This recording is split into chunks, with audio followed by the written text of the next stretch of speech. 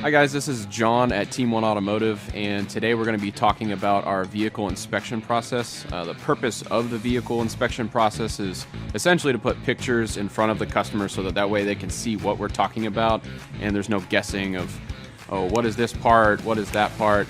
Not everyone can make it out here into the shop to actually get underneath the vehicle and see what's going on and see what we're talking about.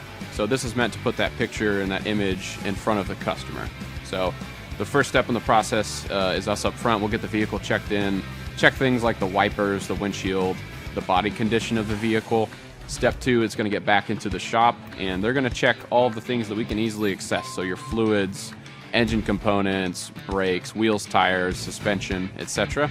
And then when we build our estimate for the repair, we're also going to go in and edit those pictures and put pointers towards the objects of concern and their condition. So we're going to color code them as well, green, yellow, red.